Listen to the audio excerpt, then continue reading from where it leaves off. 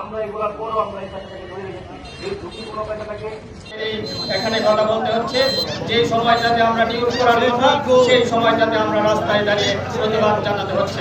এই প্রতিবাদ কেন? যে একটি ভালো নিয়োগ করতে গিয়ে আমার সহকর্মীরা আজকে আহত হয়েছে, শয্যাশায়ী হয়েছে হাসপাতালে। আমি যে বিষয়টা বলতে চাই, আমাদের এই পাগলা মসজিদের যে কমিটি, সেই কমিটিতে জেলা প্রশাসক সভাপতি উনি থাকার পরেও এই এখানে কিভাবে সিন্ডিকেট করে ওঠে এবং দীর্ঘদিনে সিন্ডিকেট কিভাবে টিকে আছে, আমি এদের দৃষ্টান্তমূলক শাস্তি চাই এবং আজকের মধ্যে যদি ব্যবস্থা নেওয়া না হয় আমরা বৃহত্তর আন্দোলন করে তুলব। এছাড়া আমি যে বিষয়টি বলতে চাই, শুধুমাত্র দুজনকে গ্রেফতার করে আইন দেখানো হয়েছে, এই বিষয়টা আমরা কোনোভাবেই মেনে নিতে পারি না। আজকের মধ্যে সব ভিডিও ফুটেজ দেখে সকলকে গ্রেফতারের দাবি জানাচ্ছি। ধন্যবাদ সকল।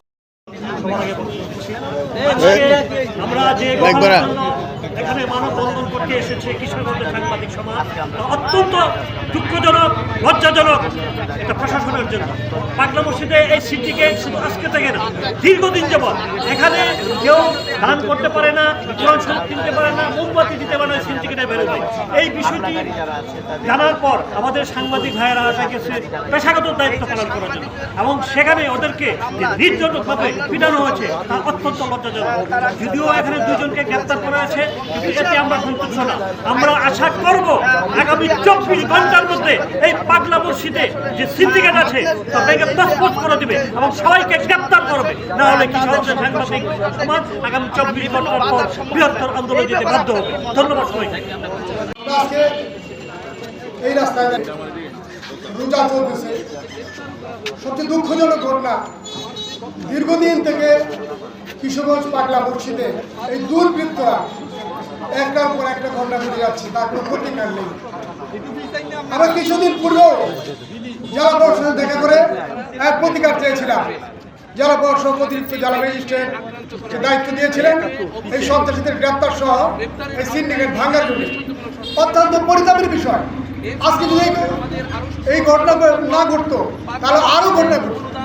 আমরা আশা করব জেলা প্রশাসক এবং পুলিশ প্রশাসন অবিলম্বে যারা গতকালকে এই ঘটনা ঘটেছে, সিসি ফুটেজের মাধ্যমে আপনারা দেখেছেন, সামাজিক যোগাযোগের মাধ্যমে আপনারা দেখেছেন আমাদের দুই ভাইকে কিভাবে তারা পিটিয়েছে, কি এভাবে মানে গণহারে পিটিয়ে তারা আহত করেছে।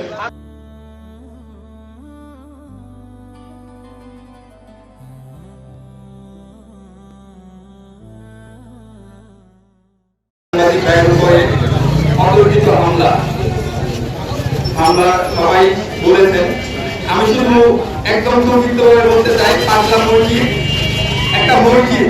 এই মসজিদে ইফতারের আগে যে আমার দুই সহকর্মীর উপরে যে এক নেককারজনক হামলা চালিয়েছে মসজিদের ভিতরে, যে যারা সিন্ডিকেট আছে, সিন্ডিকেট বলবো না, তারা জোট প্রশাসনের সাথে তারা সম্পৃক্ত হয়ে তারা সিন্ডিকেট করে তারা পাগলা মসজিদের কোটি কোটি টাকার সম্পদ তারা নিলামের নামে তারা চুরি করছে এখানে বসে। এই চোরদের নিউজ করতে গিয়ে আমার সহকর্মী দুই সাংবাদিক ভাই আহত হয়েছেন।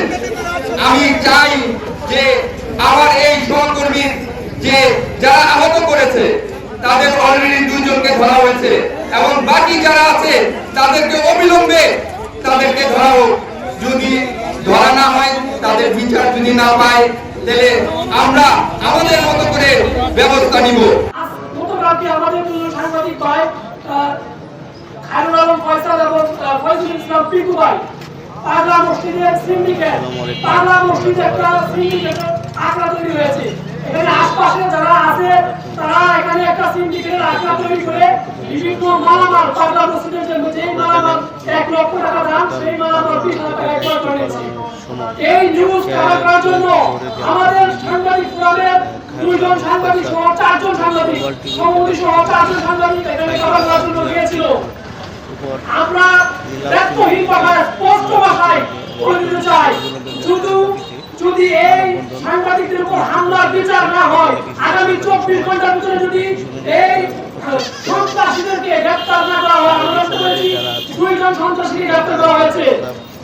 সকল সন্ত্রাসীদেরকে যদি 24 ঘন্টার মধ্যে গ্রেফতার না করা হয়, প্রয়োজনে কি আন্দোলন করতে হবে? আন্দোলন কিন্তু সাংঘাতিক চেয়ে বড় আন্দোলন এই বাংলাদেশে কেউ করতে পারবে না।